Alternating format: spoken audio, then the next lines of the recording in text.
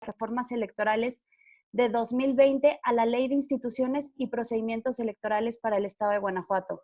Atentamente solicitamos mantengan sus micrófonos apagados. La cámara puede permanecer encendida. Al final de la exposición tendremos un espacio para preguntas y respuestas. El día de hoy tenemos el honor de contar con la participación del licenciado Mauricio Enrique Guzmán, quien es consejero presidente del Instituto Electoral del Estado de Guanajuato y de quien me permito leer una breve semblanza curricular.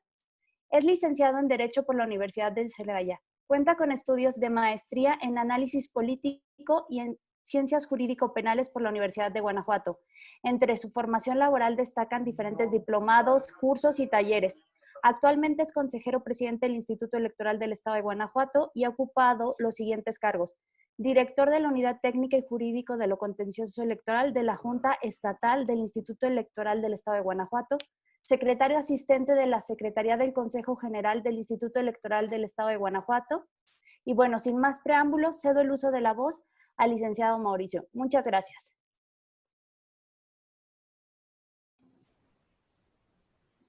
Hola, ¿me escuchan todas y todos?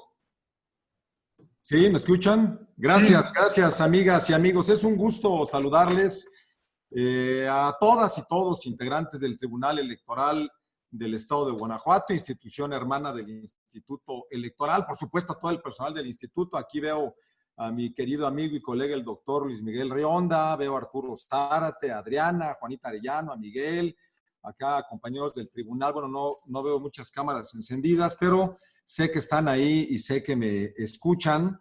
Y bueno, vamos a dar inicio al seminario Análisis de las Reformas 2020 a la Ley de Instituciones y Procedimientos Electorales.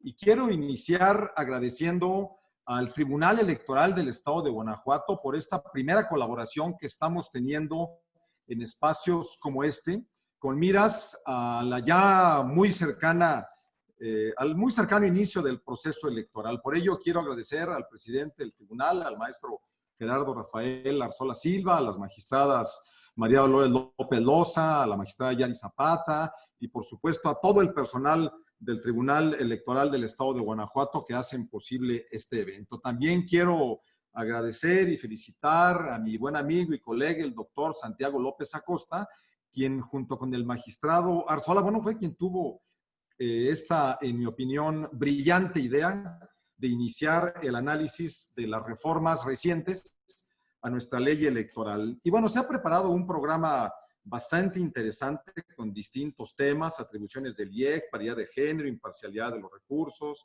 derecho a ser votado, derechos políticos y electorales de los pueblos indígenas, registro de candidaturas, violencia política, notificaciones electrónicas y juicio en línea, procedimiento especial sancionador, asignación de integrantes de ayuntamientos. Y ello, bueno, pues es de celebrarse porque en este programa se destacan los temas más relevantes.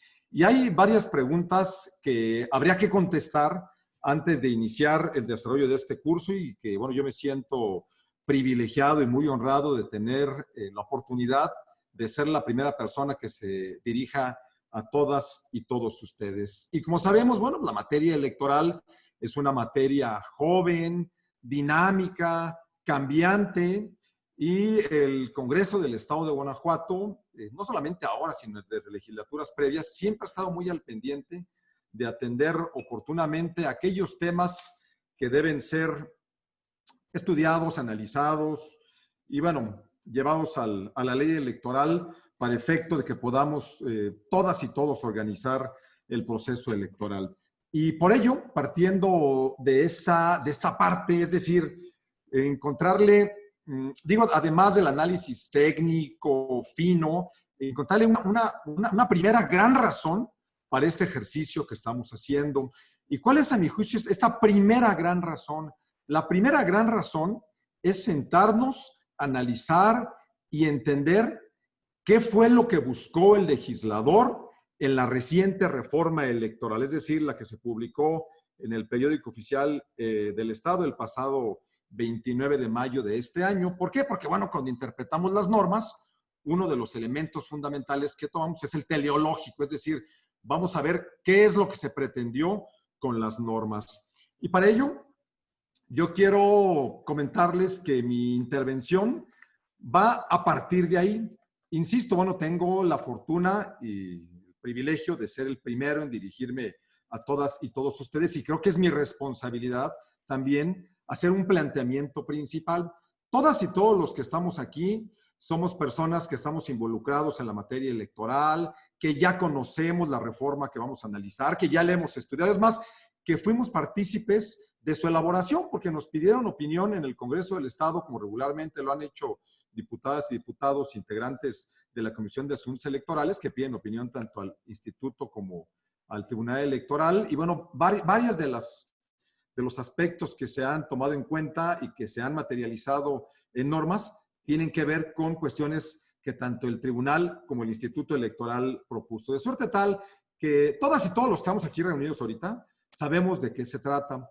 Sin embargo, la intención es que estas reflexiones que hagamos vayan un poco más allá, es decir, que se grabe todo lo que estamos diciendo y que pueda servir para orientar a integrantes de consejos municipales, distritales, quizás a integrantes de partidos políticos y bueno, a cualquier otra persona que pueda tener interés de involucrarse en la materia electoral y concretamente de conocer de qué se trató la última reforma electoral en el estado de Guanajuato. De esa suerte, y si bien el tema que me corresponde es el relativo a las nuevas atribuciones o a la modificación de atribuciones por parte del Instituto Electoral del Estado de Guanajuato, me voy a permitir dar un recorrido general muy rápido. Obviamente no me voy a detener en los temas para los cuales algunos de los compañeros estarán abordando de manera muy puntual, pero sí es muy importante que tengamos un primer gran panorama para ver de qué se trata esta reforma e insisto, qué es lo que nos quiere decir el legislador al haber abordado los temas que abordó. Y miren, en el análisis que hicimos aquí en el instituto, en la presidencia concretamente, encontramos 23 temas distintos. Los voy a mencionar rápidamente y después iré haciendo algún comentario respecto de cada uno de ellos. Evidentemente, insisto, no me detendré demasiado en aquellos temas que tendrán un desahogo exhaustivo. Pero bueno, los enuncio solamente para empezar.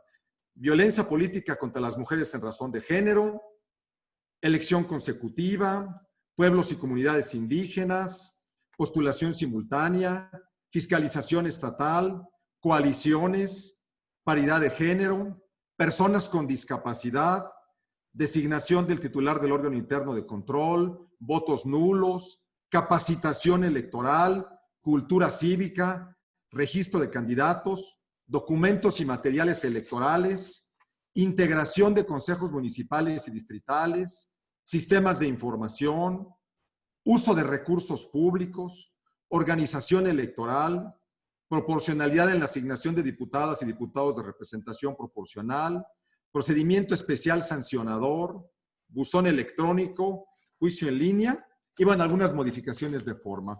Esos son los 23 grandes temas, bueno, desde la perspectiva que su servidor lo va a explicar, por supuesto que se puede analizar desde distintos puntos de vista, pero esos son los 23 grandes temas en donde tenemos que ser muy cuidadosos, tenemos que ser muy estudiosos y ver cuál fue la intención del legislador al haber creado o modificado normas en cada uno de estos temas. Primero, violencia política electoral contra las mujeres en razón de género. Violencia política contra las mujeres en razón de género. Aquí no me detendré, hablará de manera exhaustiva mi compañera, la consejera Sandra, solamente hacer referencia que hay una reforma previa, el 18 de septiembre del 2018, y bueno, esta reforma obedece fundamentalmente a la reforma a 8 leyes que hubo recientemente el 13 de abril y que modificó distintos aspectos. Hasta ahí el comentario y bueno, evidentemente lo que pretende el legislador es cumplir con su obligación de atender este tema tan, pero tan relevante. En otro de los grandes temas en donde el legislador hace modificaciones es el relativo a la elección consecutiva. También no me detendré demasiado porque el doctor Santiago también en su exposición nos va a platicar sobre este tema. Solamente quiero puntualizar que en este aspecto el legislador se detiene en varias partes. Primero, se elimina la obligación de pedir licencia a diputados y presidentes municipales. Insisto, eso nos lo va a explicar el doctor Santiago. también se elimine el aviso que se daba el Instituto Electoral del Estado de Guanajuato sobre las personas que pretendían la reelección. Eso nos lo va a explicar Juan René. Y bueno, se incluye a los presidentes municipales y diputados que busquen la reelección en las reglas que deben observar cuando vayan a buscar elección consecutiva. Y bueno, aquí hay un tema muy relevante porque tendremos que ver cómo es como estos servidores públicos, si es que deciden continuar en el ejercicio del cargo, van a realizar actos de campaña. Entonces, aquí también nos está queriendo decir algo el legislador, donde tenemos que ser muy cuidadosos y meternos a realizar. Bueno, otro gran aspecto muy relevante del cual nos va a hablar la maestra Cintia Patricia Campos Lajovic es el relativo a los derechos político-electorales de pueblos, comunidades y personas indígenas. Tampoco haré un gran comentario porque la maestra Cintia Patricia va a ser muy exhaustiva en su presentación en este tema tan relevante, tan novedoso para nosotros. Y digo novedoso porque en Guanajuato no habíamos avanzado en este tema y como ustedes saben, estamos nosotros ahora en una consulta para aprobar nuestra reglamentación. Bueno, en otro gran tema que se refiere a la postulación simultánea, también el doctor Santiago nos va a hablar de pero es un tema también relevante en donde el legislador está abriendo la puerta, está permitiendo, está posibilitando que pueda haber un registro para presidencia municipal y para sindicatura al mismo tiempo, pero también no me detengo demasiado aquí. En otro de los aspectos a que hice referencia es relativo a la fiscalización.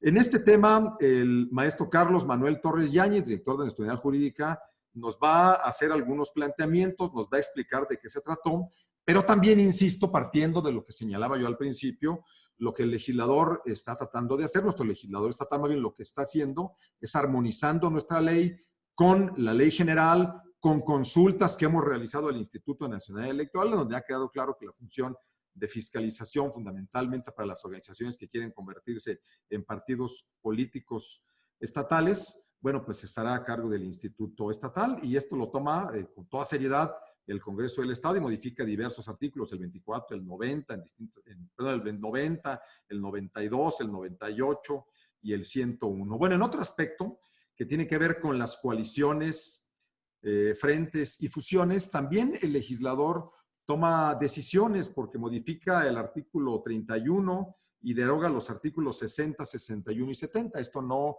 lo tenemos nosotros contemplado en el programa de esta actividad. Sin embargo, es importante tenerlo presente porque aquí lo que está haciendo el legislador es que está eliminando las normas en donde permitía a las autoridades tomar ciertas decisiones y las está llevando al ámbito netamente de atribuciones del órgano federal o nacional. Es decir, está eliminando las normas que establecían cuestiones relacionadas con coaliciones, frentes y fusiones. Bueno, el tema de paridad de género es un tema también de la mayor relevancia. Tampoco me voy a detener porque es un tema del cual nos va a hablar mi compañera y amiga, la maestra Indira Rodríguez Ramírez, pero es un tema también en donde el legislador guanajuatense lo toma con muchísima seriedad y modifica diversos artículos para garantizar condiciones de paridad de género, lo cual me parece es totalmente plausible. Por supuesto que ahí, bueno, nosotros tendremos que ir a emitir una reglamentación. Y miren, hay otro tema que a mi juicio también es de la mayor relevancia y no está planteado, digamos, en nuestro temario, pero es importante resaltarlo y es el que tiene que ver con la protección de los derechos de personas con discapacidad. ¿Por qué? Porque aquí de nueva cuenta el legislador guanajuatense está tomando decisiones para incluir y para que se respeten los derechos de las personas con discapacidad. Y modifica 3 artículos. Modifica el artículo 92, que se refiere a las atribuciones del Consejo General, en donde señala que se garanticen en foros de difusión y debate que organice el Instituto la presencia de intérpretes de lenguaje de señas para personas con discapacidad auditiva. Nosotros eso ya lo veníamos haciendo, sin embargo, el legislador lo toma y lo pone en la ley, lo cual me parece a mí bastante atinado. Pero no para ahí el legislador en este tema, también en el 140, fracción quinta, que se refiere a las atribuciones de los presidentes de las mesas directivas de casilla, establece la obligación de informar a las personas con discapacidad sobre la existencia de plantillas braille que, como ustedes saben, ya existen, ya se hacen, pero ahora se lleva a la norma. Y bueno, también en la impresión de boletas, en el artículo 222, señala que se deberá contar con plantillas braille para las personas con discapacidad visual. Insisto, pudiera ser una reforma que implica cuestiones que ya se van haciendo. Sin embargo, yo insisto, el mensaje que nos manda el legislador es que eso no quede en medidas administrativas de la autoridad electoral, sino que quede en una obligación legal que debemos cumplir forzosamente, lo cual, reitero, es totalmente acertado y es un tema en el que tendrá que seguirse avanzando. Bueno, el otro de los temas que les comentaba, nos habla de la designación del titular de los órganos internos de control en el instituto y en el tribunal. De ahí el legislador toma una decisión en cuanto a lo que sucede en el tribunal, en donde ya el tribunal designa su titular, y en cuanto al IEG, nos da una atribución para presentar al Congreso la propuesta de remoción en caso de ser necesario, de la mano de las atribuciones que tenemos ya para hacer la propuesta de designación. Bueno, en otro tema también relevante, que tiene que ver con los votos nulos y que, bueno, empiezo ya a hablar un poquito de los temas que están para su servidor en el programa que se ha planteado hoy y que tiene que ver con los votos nulos. Y miren, se da una atribución a la Junta Estatal Ejecutiva en el artículo 95, fracción sexta, que dice realizar extracción aleatoria de expedientes de votos nulos que obran en los paquetes electorales con el objetivo de identificar y analizar las causas de anulación de tipo de elección.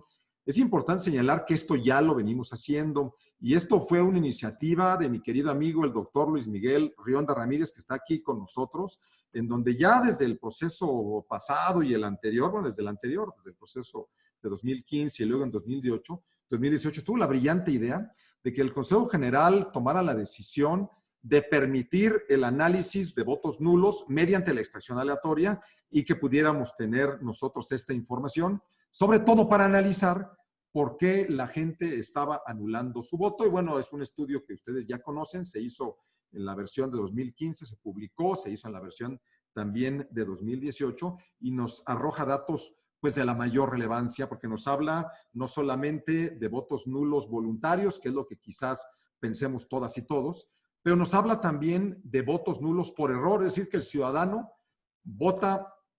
anula su voto por error derivado de las coaliciones y de toda la forma como organizamos la elección, pero también nos da un dato de la mayor relevancia, que si bien pudiera no ser significativo en cuanto a los números, sí es significativo en cuanto al hecho, y esto es que también existen votos nulos por error de los funcionarios de casilla, es decir, que un funcionario de casilla consideró que un voto nulo lo era, cuando realmente no fue así. Insisto, la estadística puede no ser relevante como tal en cuanto al número, sin embargo, sí es un dato muy relevante.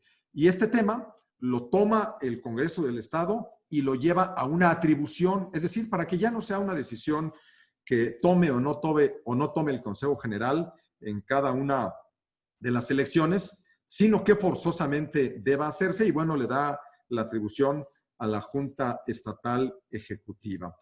En otro tema también muy importante, que tiene que ver con la capacitación electoral, que es el tema 11 de los 23 temas que les comenté y que también está relacionado con lo que su servidor debe comentar.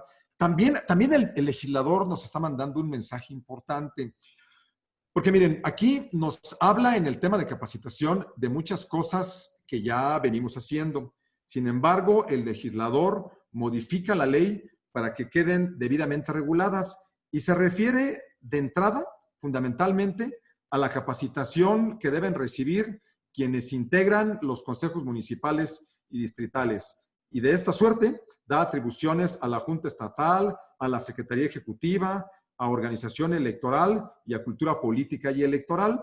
A la Junta Estatal le da la atribución de coordinar y supervisar la elaboración de manuales de capacitación para integrantes de consejos municipales y distritales. A la Secretaría Ejecutiva, en el 92, fracción 38, le da la atribución de coordinar capacitaciones a través de simulacros a los integrantes de los consejos municipales y distritales respecto de las principales actuaciones que tendrán a su cargo durante el proceso electoral.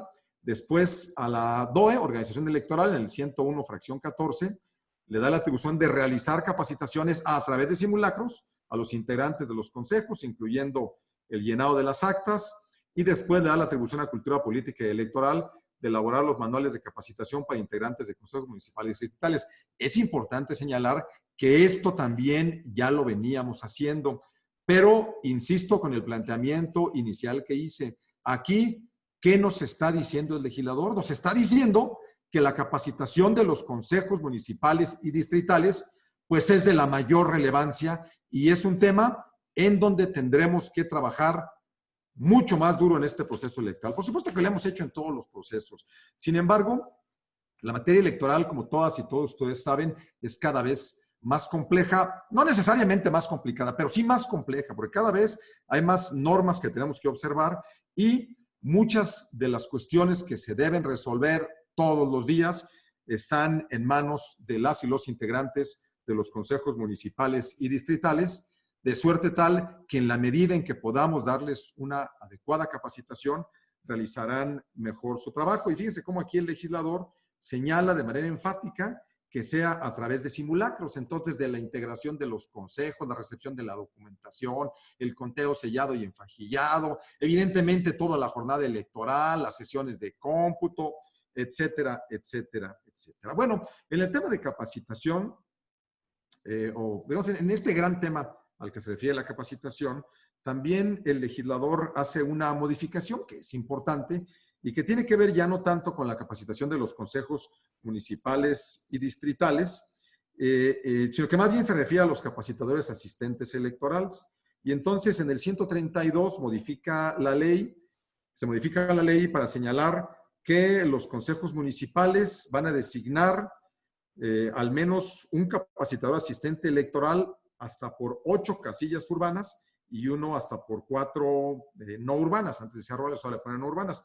Recordamos que eran 12 por las casillas urbanas y eran 5 por las no urbanas. Ahora queda en 8 y 4. ¿Y por qué hace esto el legislador? Bueno, pues la razón realmente es muy sencilla.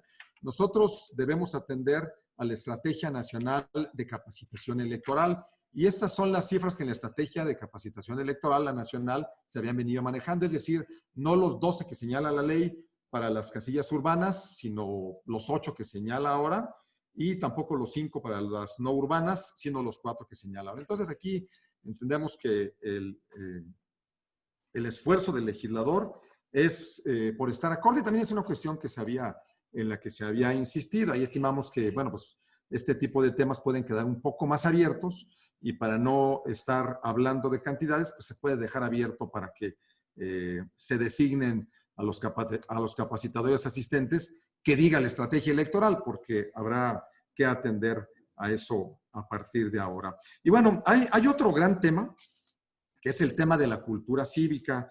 Y en este tema también el legislador nos está haciendo un planteamiento importante porque modifica algunos aspectos muy importantes.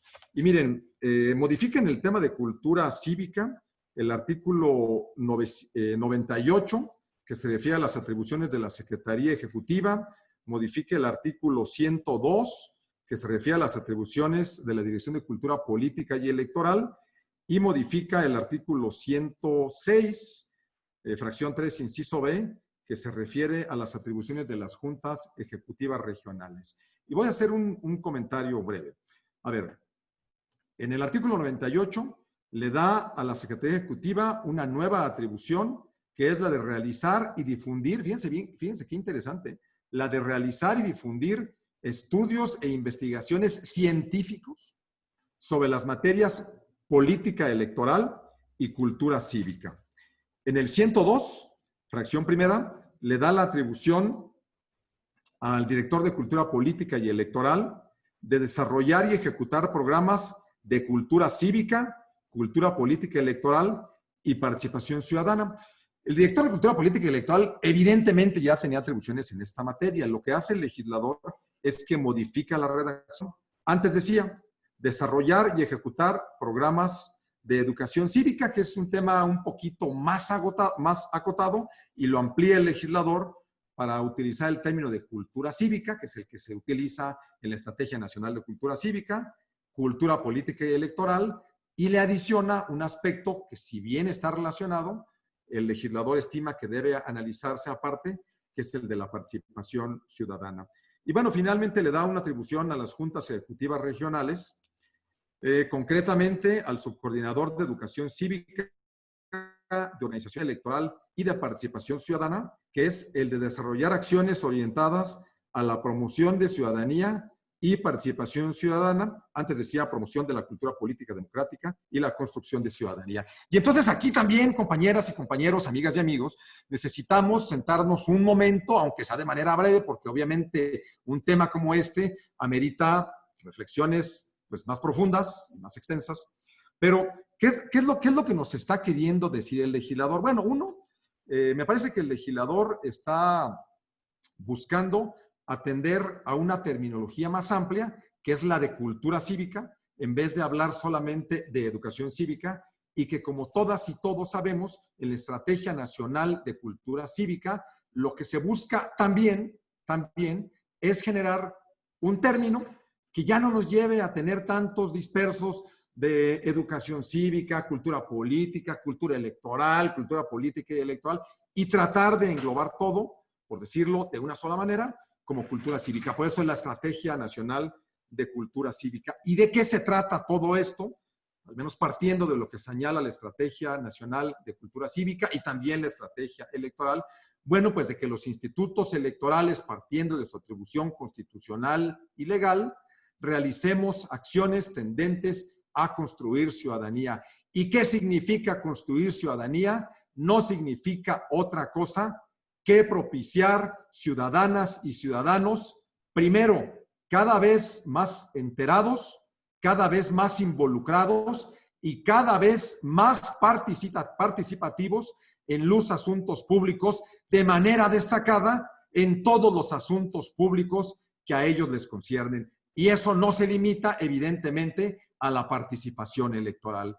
Se refiere a la participación en todos los ámbitos de la vida pública, en el ámbito estatal, en el ámbito federal, en el ámbito municipal, llámese vía los supuestos que establece la Ley de Participación Ciudadana, los mecanismos que establecen los municipios, los mecanismos que tiene el gobierno federal, los mecanismos que tiene el gobierno estatal, por supuesto, la participación en las urnas. Entonces, me parece que el gran tema, y a partir del cual tenemos que reflexionar, insisto, quizás no hoy, pero por lo que a nuestra intervención de hoy concierne, es, uno, a tratar de estandarizar los términos, ¿no?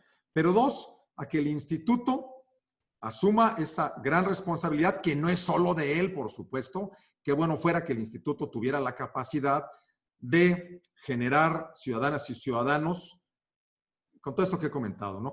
Digamos, con esta gran conciencia de la necesidad de su participación y, como dice la Estrategia Nacional, de apropiarse del espacio público y de los asuntos públicos. Por supuesto que es una gran tarea en donde se ven involucrados diversos actores, no solamente del ámbito público, por supuesto, que del privado y del social. Sin embargo, por lo que a nosotros interesa, habrá que realizar estas actividades, habrá que ir diseñando y rediseñando los planes y programas que tenemos, y la real novedad, la novedad fundamental, pues es la atribución a la Secretaría Ejecutiva, la digo otra vez, de realizar y difundir estudios e investigación científica sobre las materias política electoral y cultura cívica. Y bueno, tendrá que realizar esta función la Secretaría Ejecutiva, pero hay que decir que esto también se viene haciendo en el Instituto Electoral a través de las diversas comisiones, fundamentalmente la de Cultura Política y Electoral, pero también a través del Comité Editorial del Instituto Electoral del Estado de Guanajuato. Bueno, paso al siguiente tema, porque insisto, estoy haciendo una mención general de los 23 temas, deteniéndome un poco más en los que me conciernen a mí, que tienen que ver con atribuciones del instituto, y es el que se refiere al registro de candidatos, registro de candidaturas. No me voy a detener, sobre este nos va a hablar nuestro querido amigo Juan René Romero, que es colaborador aquí en el Instituto Electoral del Estado de Guanajuato. Sin embargo, hay una mención que quiero hacer, porque hay un aspecto que tiene que ver con atribuciones. Y fíjense cómo en el tema de registro de candidatos da una atribución a la Secretaría Ejecutiva a la ley, en el artículo 98, fracción 40, y le dice a la Secretaría Ejecutiva, pues que es mujer o quien ocupe la titularidad de la Secretaría Ejecutiva, porque esta es una ley, pues las leyes no son atemporales, ¿no? Bueno, fíjense, es realizar estadística sobre el proceso de registro de candidatos que realicen para cada elección los organismos electorales a fin de llevar a cabo su difusión. Entonces, fíjense cómo en el tema de las atribuciones, en el anterior de Cultura Cívica, le dice a la Secretaria Ejecutiva de la Ley que realice estudios e investigaciones científicas sobre la materia política electoral, pero en el tema de registro de candidatos también le dice que realice estudios sobre el proceso de registro de candidatos y que lleve a cabo su difusión. Entonces, aquí el legislador nos está diciendo que continuemos en algo que venimos haciendo y que es el impulso de la investigación científica, el impulso de la promoción de distintos análisis, estudios. ¿Para qué? Bueno, pues para difundir lo que se hace en la ciudadanía y también para tener elementos que permitan a todas y todos tomar decisiones. En el segundo aspecto de registro de candidaturas, no voy a hacer mayor comentario porque Juan René no lo va a comentar, solamente referiré que esta novedad que establece el legislador a efecto de que las constancias de tiempo de residencia, pues me parece interesante. Estaremos muy atentos, estoy seguro que René nos va a ilustrar de manera importante sobre el tema. Solo diré desde ahora que es algo que habrá que analizar con mucho cuidado, porque si bien el legislador lo que está buscando es ir avanzando en esta problemática histórica de la expedición de las constancias de tiempo de residencia, que todas y todos sabemos que se enfrenta a cada proceso electoral una problemática. ¿Por qué? Porque en el secretario del ayuntamiento no le expidió como era, o le faltó decir algo, o venía el nombre mal, o no hizo constar lo que tenía que hacer. Bueno, pues habrá que avanzar ahora a ver cómo lo van a hacer los notarios y notarias públicas. Vamos a ver cómo ejercen esta fe pública que tienen para hacer constar un acto de esta naturaleza. Bueno, hasta ahí mi comentario, porque esto lo va a comentar Juan René. Bueno, en otro tema que también es relevante, es el tema que tiene que ver con la documentación, con documentos y materiales electorales. Y en este tema, el legislador hace una modificación al artículo 101 para incluir 3 fracciones, la fracción 11, 12 y la 13. Y fíjense lo que dice, fíjense cómo aquí estamos entendiendo muy bien lo que el legislador nos quiere decir. Fíjense, le da una atribución a la Dirección de Organización Electoral para coordinar los estudios muestrales de la documentación electoral. Recuerden que le había dado la atribución a la Secretaría Ejecutiva para realizar estudios muestrales de documentación electoral para el voto nulo. Por lo pronto, aquí le dice al director de organización que coordine los estudios muestrales de la documentación, por lo pronto para el voto nulo y para otras cosas que pudieran surgir. Insisto en la importancia que está dando el legislador a los distintos estudios que se hacen en este instituto y que, reitero, son de la mayor utilidad para comprender lo que pasa, para comprender cómo se comporta la ciudadanía al emitir su voto y también para permitir a los órganos electorales tomar decisiones. Pero bueno, también le da la atribución de conservar y mantener actualizados los inventarios de materiales electorales, que ya lo hace, pero bueno, se establece en la ley para que pueda hacerlo con la atribución legal de Dirección de Organización. Y bueno, realizar estudios sobre los documentos y materiales electorales utilizados en el proceso electoral para su mejor perfeccionamiento. No insisto en el argumento, pero ¿sí ven cómo el legislador insiste en darnos atribuciones para que seamos muy técnicos, para que seamos muy cuidadosos, para que seamos muy profesionales y, vale decirlo, para que seamos científicos en todo lo que hacemos? Bueno, en otro tema, el 15, vamos bien de tiempo, sí, vamos ya muy avanzados, ¿eh?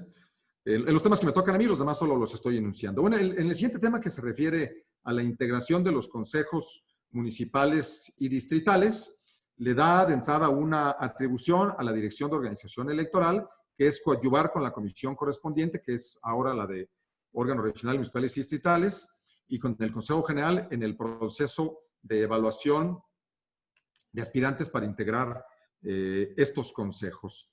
Pero también en la integración de los consejos municipales y distritales hace el legislador una modificación importante. Y como ustedes saben, bueno, pues hay que lanzar una convocatoria, hay que difundirla, hay que seguir distintas etapas a las que nos obliga el reglamento de elecciones fundamentalmente.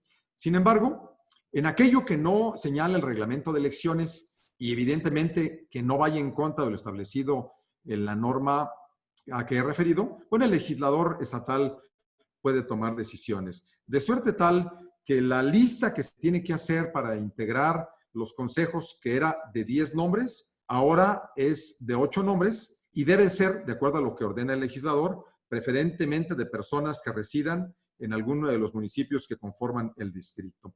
Y fíjense bien cómo aquí el legislador lo que pretende, que esto es algo también en lo que el Instituto Electoral había propuesto, porque en muchas ocasiones y en algunos municipios, sobre todo en municipios, se nos dificulta integrar la lista y eso nos llevó en más de una ocasión a generar una segunda convocatoria. Por ello, bueno, nos parece muy pertinente lo que hace el legislador en el sentido de reducir la lista a 8 y no 10 nombres. Pero también, fíjense, el legislador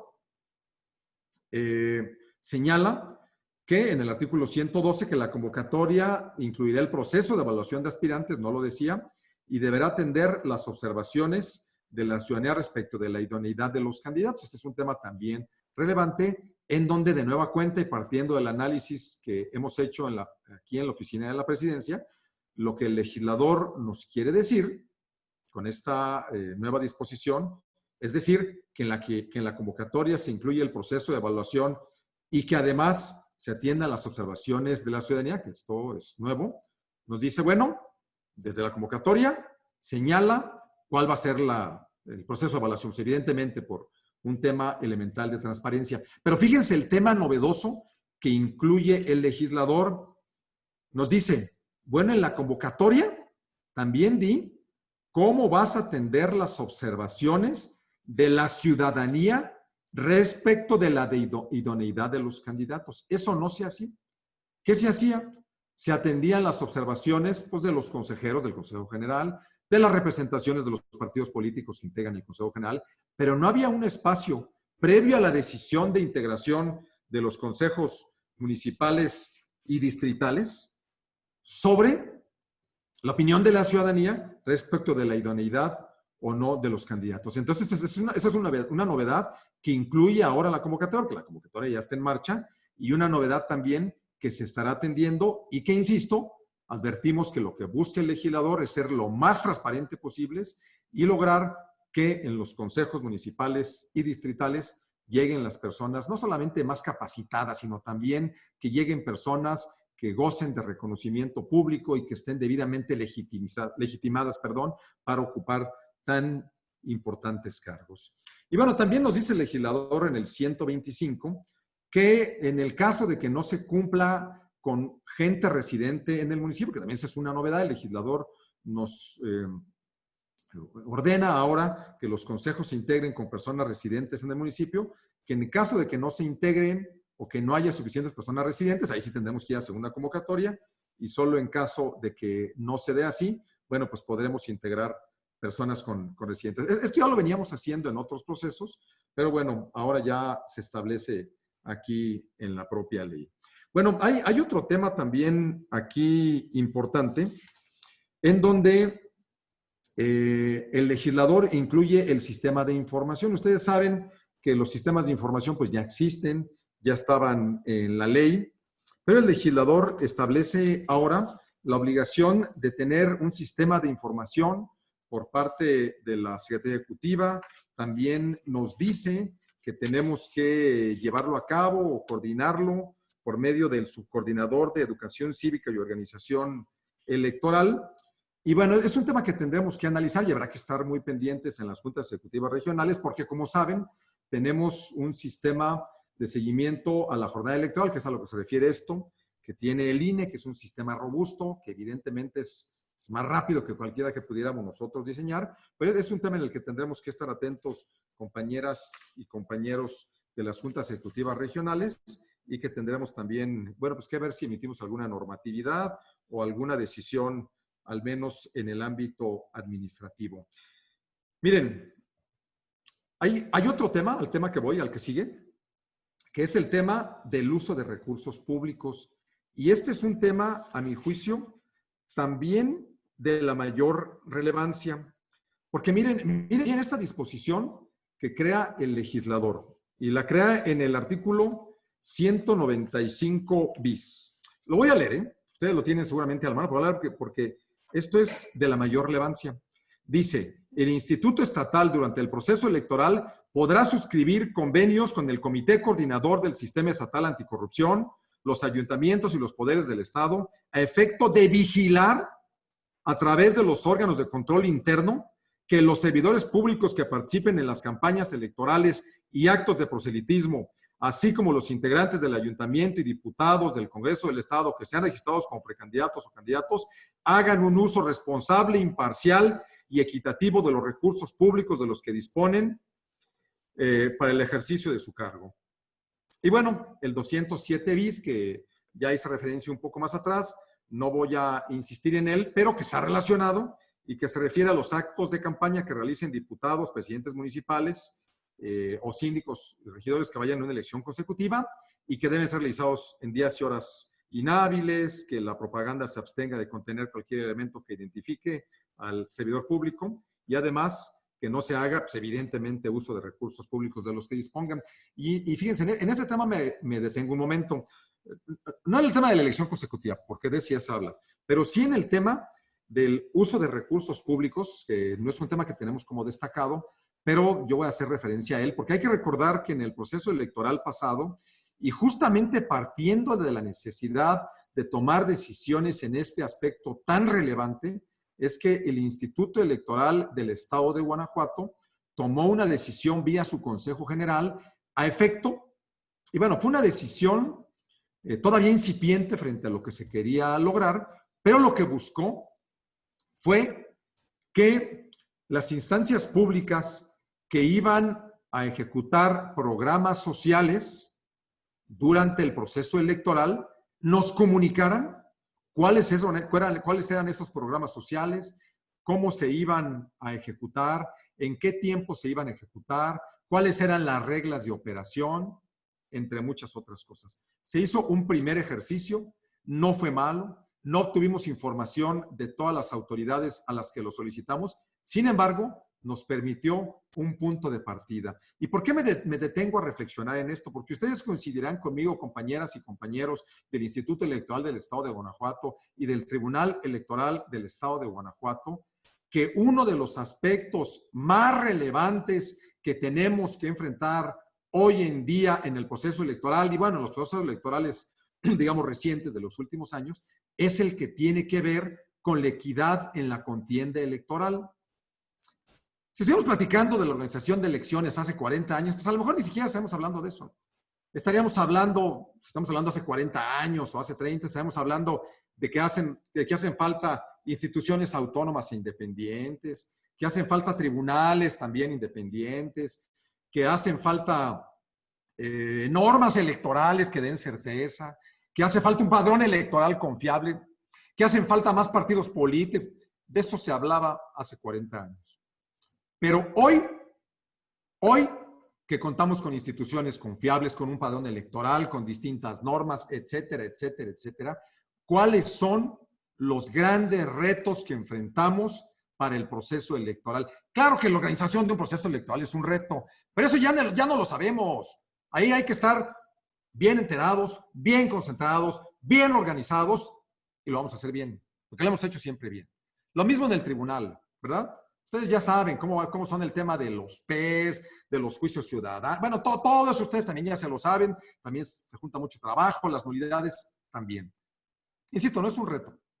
No es un reto, pero ya no lo sabemos. Ya sabemos qué tenemos que hacer. Ya más o menos nos imaginamos qué es lo que viene.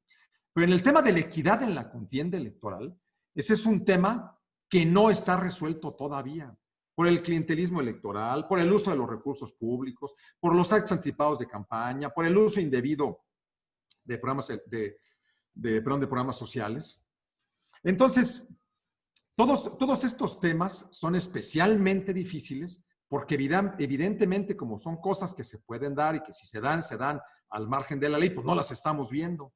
Por ello la relevancia de disposiciones como esta, en donde se faculta al Instituto Electoral para que suscriba convenios con el Comité Coordinador del Sistema Estatal Anticorrupción para que los ayuntamientos y los poderes del Estado, con los ayuntamientos también de los poderes del Estado, para vigilar dice aquí a través de los órganos internos de control que los servidores públicos, bueno, pues no hagan uso indebido de los recursos públicos. Y bueno, en el instituto muy seguramente estaremos analizando este tema y el que he comentado para seguir avanzando en el control muy estricto, porque hay que recordar y no perder de vista, compañeros y compañeras, amigas y amigos todos, que la función de los órganos administrativos electorales tiene que ver con la organización del proceso electoral. Claro, por supuesto. Por eso todas estas reglas de las que venimos hablando, por eso la organización, por eso la preparación, por eso los estudios muestrales, por eso todo eso. Pero tenemos otra gran función, compañeras y compañeros, que es la de arbitrar la elección, y esa no hay que olvidarla, esa hay que cumplirla. Insisto, el tema no es sencillo. Y arbitrar la elección significa, pues, estar ahí para tomar las decisiones que se deben tomar a efecto de que se cumpla el principio de equidad. Por ello, bueno, reitero, de la mayor relevancia esta disposición y grande el reto que enfrentamos para lograr que se cumpla el principio de equidad. Bueno, en el tema de organización electoral, también el tribunal, bueno, pues toma una decisión que es importante en el tema de organización, que es en el artículo 231, en donde dice que la recepción de apoyos a la guarda de los paquetes en que se contengan los expedientes de casilla por parte de los consejos se harán conforme al procedimiento siguiente, que es, entre otros, que el presidente del consejo o funcionario autorizado extienda el recibo señalando la hora en que fueron entregados. ¿Qué es lo que pasa? Que la ley antes de la reforma decía que el presidente del consejo es quien debe extender el recibo. Y como ustedes saben, en los consejos eso se torna como algo materialmente imposible, y entonces la propuesta que se hizo al legislador fue que no solamente fuera el presidente del consejo, pero también que no fuera cualquier persona, ¿no? Y entonces dice ahora el legislador, y eso, bueno, pues se agradece, que el presidente del consejo o el funcionario autorizado extiende el recibo señalando la hora en que fueron entregados, y que, insisto, pudiera ser una modificación que parece que no es trascendente, pero lo es, y por ello es por lo que la he incluido, solamente para hacer referencia a ella. Bueno, en otro tema, y que es la proporcionalidad en la asignación de diputados de RP, solo haré un comentario breve porque este tema lo tenemos nosotros en nuestra agenda, y de él nos va a hablar el licenciado Rodolfo Elías González Montaño, que es colaborador aquí en el instituto, que es un hombre además de vasta experiencia, como todas y todos los que estarán participando. Y sin embargo, solamente quiero hacer una breve referencia, porque miren, en el tema de la asignación de diputados de RP, sabemos que pues, lo que pasó en la elección pasada, en donde hubo distintas interpretaciones, tampoco es la primera vez, en procesos anteriores ha habido distintas interpretaciones de la ley.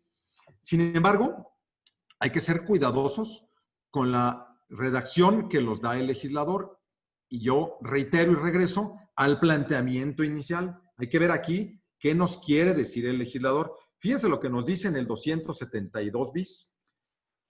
Bueno, nos da evidentemente la fórmula y cómo hay que hacerlo, y bueno, eso todo ya no lo sabemos, ¿no?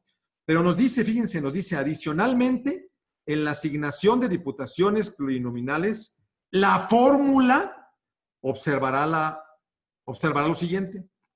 Y nos dice la proporcionalidad entre el porcentaje de votación obtenida por cada partido político y el porcentaje de diputados por el principio de representación proporcional que le corresponde asignar.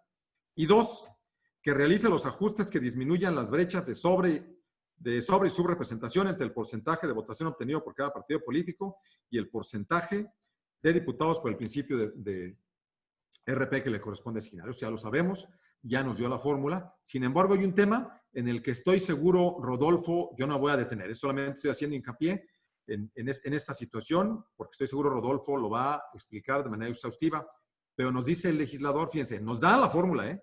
El legislador nos da la fórmula, nosotros no hacemos la fórmula. Pero luego el legislador dice, adicionalmente en la asignación de diputados de RP, la fórmula observará, bueno, pues es que la fórmula ya existe. Y dice, la fórmula observará la proporcionalidad entre el porcentaje de votación obtenida por cada partido político y el porcentaje de diputados por el principio de RP que le corresponde asignar. Me parece que aquí hay un ejercicio de interpretación que tendremos que hacer en el Instituto Estatal, muy seguramente también en el tribunal. Ojalá que en este tema podamos, y evidentemente a partir de lo que Rodolfo Elías González nos comparta, trabajar con un poco más de profundidad para ver cómo es como incorporamos en la ley lo que nos, perdón, en las normas reglamentarias o en las decisiones que tenemos, lo que nos dice aquí el legislador, bueno, obviamente interpretando lo que nos quiso decir. Pero bueno, hasta ahí el comentario, porque Rodolfo Elías nos va a explicar todo esto.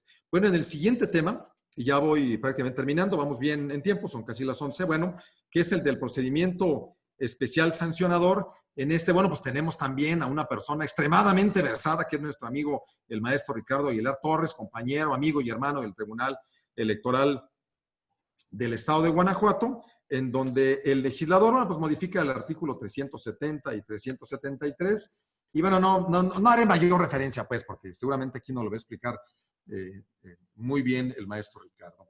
Y bueno, ya acabando con los últimos temas que he comentado de manera general, es el de notificación electrónica y buzón electrónico. También haré ningún comentario porque el maestro Daniel Ricardo Martínez Domínguez y la maestra Isis Nevaí Abraham García, el Tribunal Electoral, los van a aplicar exhaustivamente. Solamente decir que es un tema también pues, de la mayor relevancia en la que está involucrado también el instituto con el tema del buzón electrónico. Y bueno, finalmente el juicio en línea del que nos va a hablar nuestro querido amigo, el maestro Gerardo Rafael Arzola Silva, y de los 23 temas que enlisté, bueno, pues está el referente a modificaciones de forma, en donde el legislador, pues fundamentalmente modifica las referencias a Distrito Federal por Ciudad de México, luego hace otro en el 203 sobre la conclusión de la campaña, y luego en el 206 hace una corrección también muy importante sobre el cálculo de tope de gastos de campaña, porque daba una, como estaba en la ley, daba una fecha que era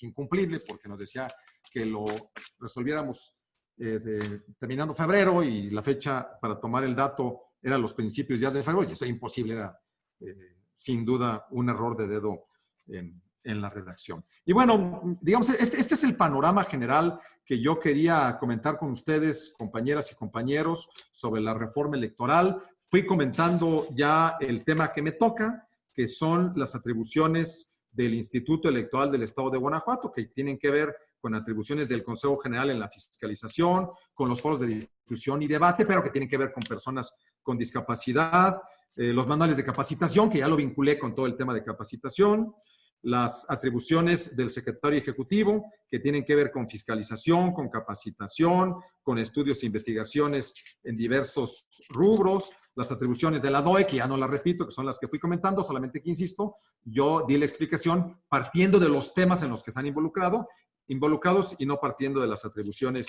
que tiene cada una de las áreas. También la modificación que hay a las juntas ejecutivas regionales, bueno, fundamentalmente eso. Compañeras y compañeros, yo estoy muy emocionado de estar aquí con todas y todos ustedes. También estoy muy emocionado porque el proceso electoral ya va a empezar. Estoy también muy emocionado porque estamos aquí sentados analizando estos temas de la mayor relevancia. Este análisis, el que hace su servidor, es solamente superficial como punto de partida, como primer saque. Estoy seguro que estaremos analizando con mucho mayor detalle todos estos temas. Y yo estoy a la orden, Ashanti, por si alguien quiere hacer algún comentario. Gracias. Muchas gracias, licenciado Mauricio. Pues abre el espacio para preguntas, por si alguien quisiera enlistar alguna, adelante.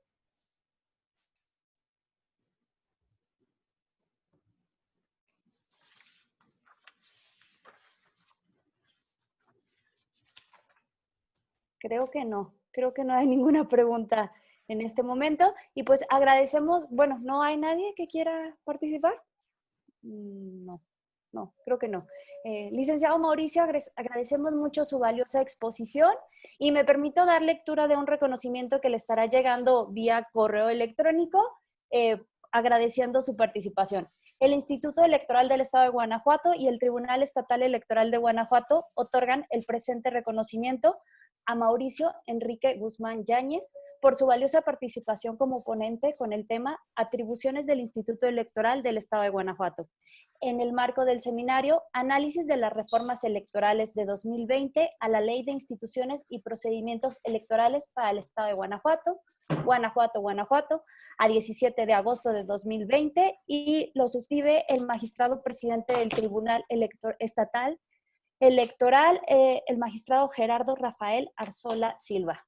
Muchas gracias Y también les permito recordar a todos que los esperamos el día miércoles 19 de este mes para que nos acompañen a las 10 horas con el tema de paridad y nos estará acompañando como expositora la consejera electoral Indira Rodríguez Ramírez. Muchas gracias a todos por su participación y estamos a sus órdenes.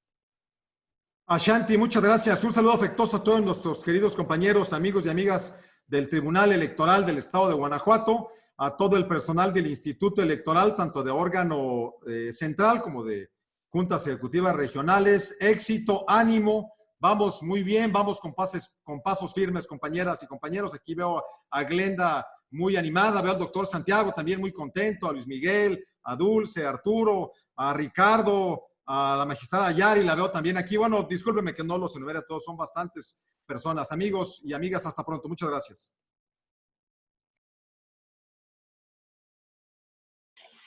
Hasta luego, gusto saludarles. Hasta luego, buena tarde.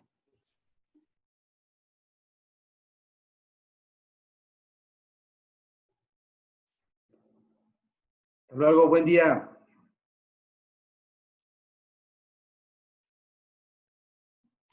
Hasta luego, buen día, muchas gracias.